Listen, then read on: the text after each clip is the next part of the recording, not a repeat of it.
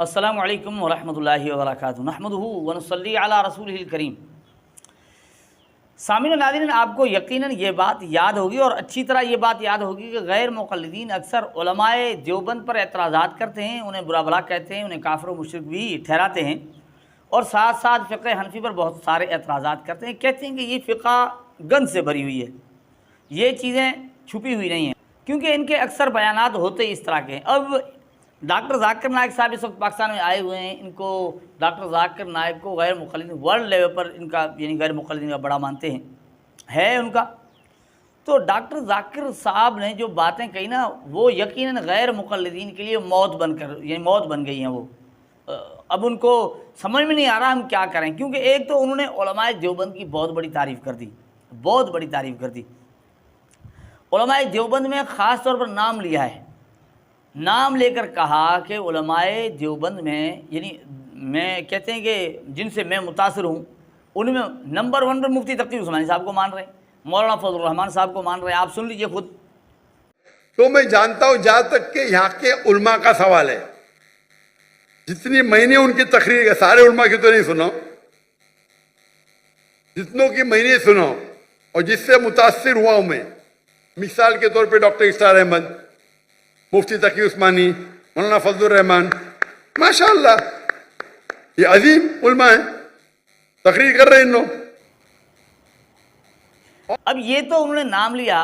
اب علماء دیوبند کی جو غیر مقلدین مخالفت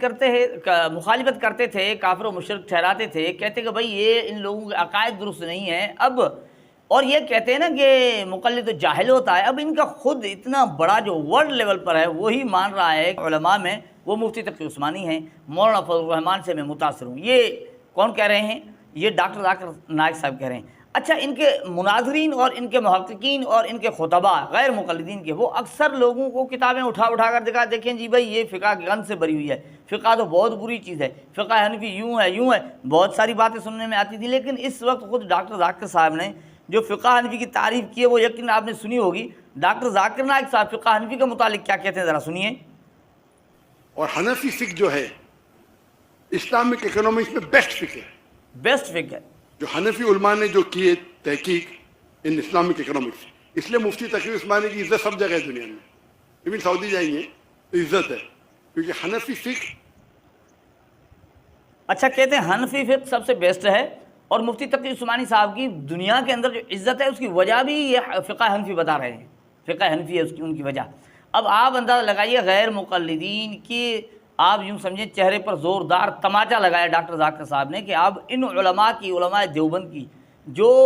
ان کا ورلڈ لیول پر ہے وہ بھی متاثر کن سے ہے؟ علماء دیوبند سے۔ مفتی تقی عثمانی صاحب کو نمبر 1 مان رہے ہیں، مولانا فضل الرحمان کی تعریف کر رہے ہیں، اور جو ان کا ورلڈ لیول پر ہے وہ بھی کہتے ہیں کہ اسلامک سسٹم میں نا